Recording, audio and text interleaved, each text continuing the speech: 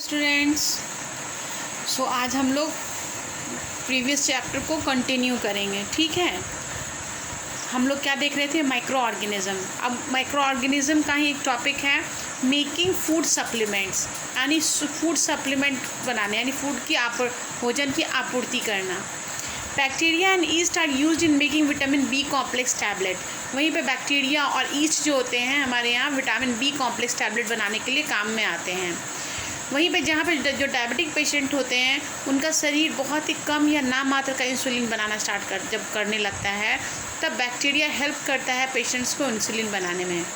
ठीक है, वहीं पे जहाँ पे फूड सप्लीमेंट्स में काम आए, वहीं पे एग्रीकल्चर यूज़ में भी काम आता है माइक्रो ऑर्गेनिज्म।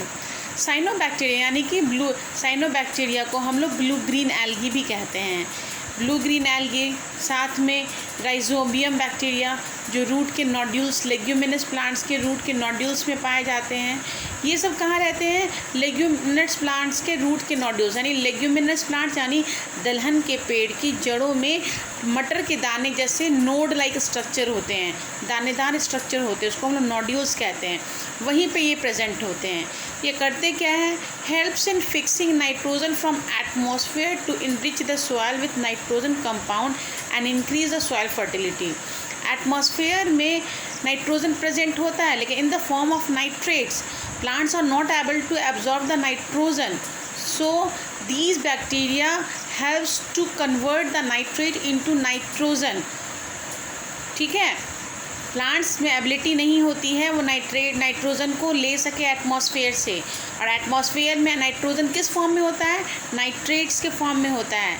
तो यही बैक्टीरिया जो पेड़ की लेग्यूमिनस प्लांट्स के पेड़ की जड़ों में प्रेजेंट होते हैं, ये एटमॉस्फेयर से लिए हुए नाइट्राइट को लेकर नाइट्रोजन में कन्वर्ट कर देते हैं, और जिससे पेड़ की जड़ें नाइट्रोजन को लेती हैं और अपने मिट्टी की सॉइल फर्टिलिटी बढ़ जाती है। These microbes are called biological nitrogen fixer, और इसी कारण इस माइक्रोब्स को कहा जाता है, किसको कहा जाता है? साइनोबैक्टीरिया, राइजोबियम, ये सब को कहा जाता है biological nitrogen fixer. Okay, environmental use. अब इन्वायरमेंटल यूज़ देखते हैं।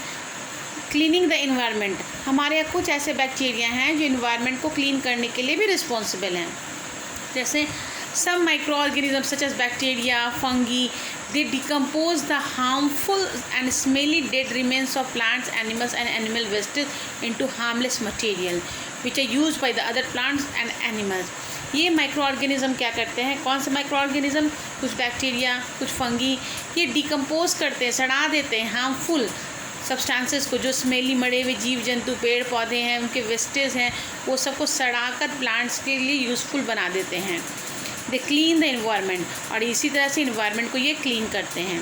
The plant wastage has been converted into manure. जो प्लांट्स के वेस्टेज हो गया, पेड़ मर गया, पुराना पेड़ हो चुका है, ख़त्म हो चुका है, उसको कन्वर्ट करके मैन्यूर में कन्वर्ट कर देता है। कैसे? उस पर माइक्रोब्स वर्क करके। These nutrients can be used for growing new plant। ये न्यूट्रिएंट्स से नए प्लांट्स को ग्रो करने में मदद करता है। The microorganism present in soil decompose only the organic matter, so microbes could not act on things kept in the pot भी। वो जो माइक्रो ऑर्गेनिज़म जो होते हैं वो सिर्फ मरे हुए जीव जंतुओं पे ही काम करते हैं, उसके अलावा पॉट कुछ में भी रखा रहे कोई चीज़ भी, उसके ऊपर कुछ भी काम ये नहीं करते हैं। जहाँ पे माइक्रो ऑर्गेनिज़म हमारे लिए बहुत यूज़फुल है, बहुत सारे डिफरेंट वेज में मैंने आपको बताया है, वहीं पे ये हार्मफुल भी है। हार्मफुल कैसे हैं? Like useful micro organism, they are micro organism which are harmful in many ways. कैसे? The micro organism which cause disease are called pathogens. जो माइक्रो ऑर्गेनिज़म डिजीज़ पैदा करे, उसका कारण बने, उसको हम लोग पैथोजेंस कहते हैं। यानी किसी बीमारी को होने के लिए अगर माइक्रो ऑर्गेनिज़म रिस्पॉन्सिबल है तो माइक्रो ऑर्गेनिज़म क्या कहलाया? माइक्रो ऑर्गेनिज़म कहलाया पैथोजेंस। ठीक है, पैथोजेंस बैक्टीरिया भी हो सकते हैं, वायरस भी हो सकते हैं, प्रोटोजोआ भी हो सकते हैं, मतलब फंगी भी हो सकते हैं। दे काउज डिजीज़ेज़। कौन कौन सी? बहुत सारी बीमारियों को ये पैदा करते हैं। Tuberculosis, tetanus, diphtheria, cholera, typhoid, AIDS, food poisoning, ये सब क्या होता है? ये सभी माइक्रो ऑर्गेनिज्म, यहाँ तक some microorganism spoil food, cloth, leather. कुछ ऐसे माइक्रो ऑर्गेनिज्म होते हैं जो भोजन को बर्बाद कर देते हैं। लेदर, उसमें फफूंदी लग गया, कपड़े में फफूंदी लग गई, ठीक है, इसके कारण कपड़ा बर्बाद हो गया। Disease causing micro organism in humans. हमारे यहाँ कुछ माइक्रो ऑर्गेनिज्म जो हैं जो बीमारी को पैदा करते हैं उन्हें ह्यूमंस में, उसके लिए देखते हैं हम लोग। Disease that can be spread from one infected person to a healthy person through air, water, food and physical contact are called communicable disease। वह बीमारी जब किसी एक इंसान से दूसरे इंसान को किसके जरिए, भोजन, पानी, हवा, छूने से, ठीक है, ये सबसे भोजन से, तो उसको हम लोग कम्युनिकेबल डिजीज़ कहते हैं। They are caused by pathogens. ये सभी पैथोजेंस के द्वारा होते हैं, यानी कि माइक्रो ऑर्गेनिज्म के द्वारा होते हैं। That can enter the body through the air. ये हमारे शरीर में कैसे प्रवेश करते हैं? एयर के द्वारा।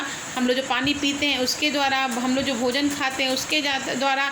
And can also get transmitted by direct contact, यानी छूने से भी, डायरेक्ट कॉन्टैक्ट आने से भी ये बीमारियाँ फैलती हैं with an infected person. Example such diseases are cholera, common cold, chicken pox, tuberculosis, इस तरह की बीमारियाँ। Some insects and animals are carrier of disease causing microbes.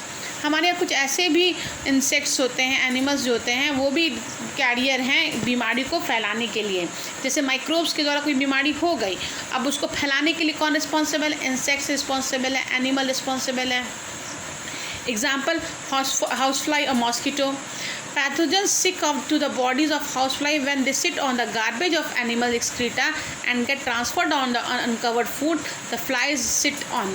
जब कोई बीमारी से कोई इंसान ग्रसित है तो उसके गंदगी से एनिमल के एक्सक्रीटा पे बैठ गया वो मक्खी, और वही मक्खी घर में आकर खुले भोजन पर बैठ जाता है तो हमें बीमारी करता है, ठीक है। पीपल हु जो इंसान उस भोजन को खाएगा, कंटामिनेटेड फूड, दूषित भोजन को, वो बीमार पड़ जाएगा। जैसे फीमेल एनोफिलस मॉस्किटो जो होती है, एनोफिलस क्या है? वो प्रजाति है।